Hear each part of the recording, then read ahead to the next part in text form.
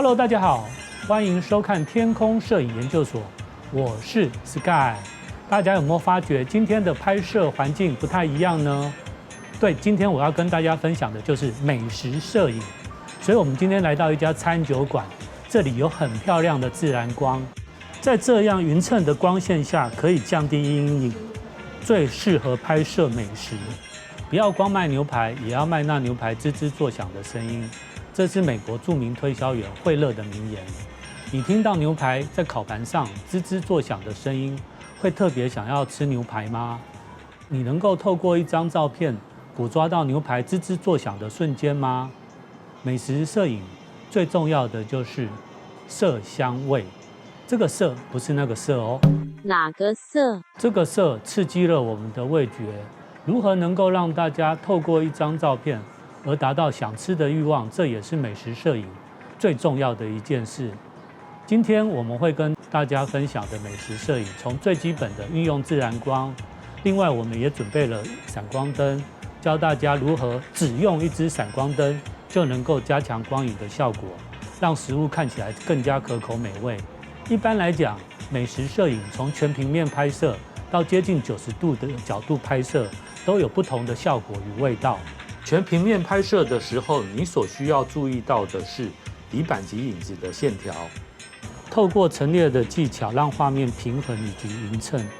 记得颜色比较重的地方，画面看起来会比较重，因此可以把它集中在中间，这样子画面看起来就会比较平衡集中。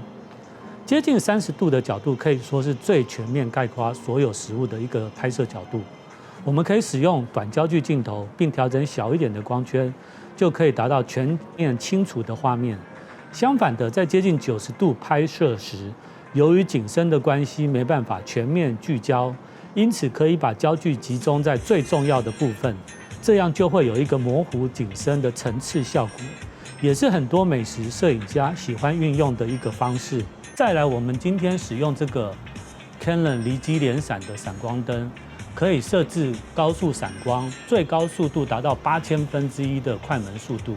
因此，即使大太阳天，我们可以开启比较大的光圈，来达到模糊的景深效果。我们也准备了像这样子的色片，有黄的、红的、蓝的，所以我们可以创造一些不同的颜色效果。好，首先我们拍摄接近几乎90度的角度。然后我们把闪光灯藏在餐具的背后，像这样，这样画面会有一道光闪出来，让整个食物变成一个焦点。你也可以加入色片，让这个光变成不同的颜色。你觉得效果如何呢？会让你看得食指大动吗？不同的色光也带来了不同的用餐氛围，是很有特色的表现方式。再来，我们用接近30度的角度，全面的来拍摄美食。我们在左边摆上一个装有冰块的杯子，然后在水杯的斜后方打下一个光。这个光透过水杯里的水，因此有一些光影折射在这个桌面上。这样是不是更有一个悠闲的氛围，让你好好去享受美食呢？有光就有影子，刚刚我们做了一些光的效果。再来，我们利用这个叶子，在画面上做一些影子的效果，也就是把光摆在斜后方大约60度的角度上方。拍摄的时候用叶子局部挡住光线，你看这样子的画面，是不是让这道食物看起来更加可口美味呢？以上就是今天我跟大家分享几个拍摄美食的方式。其实拍摄美食呢，最讲究的就是速度，一定要够快。在食物刚烹饪好的时候，能够马上就拍下来。当你速度够快的时候，可能连冒着烟或者是吱吱作响的油泡泡都能够拍得下来。这时候你就可以感受到所谓牛排吱吱作响的声音。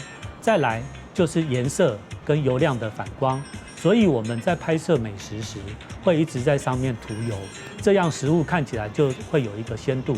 好了，我要赶快来享受我的美食大餐了。那请大家也记得关注我，按右上角小铃铛。谢谢大家，拜拜。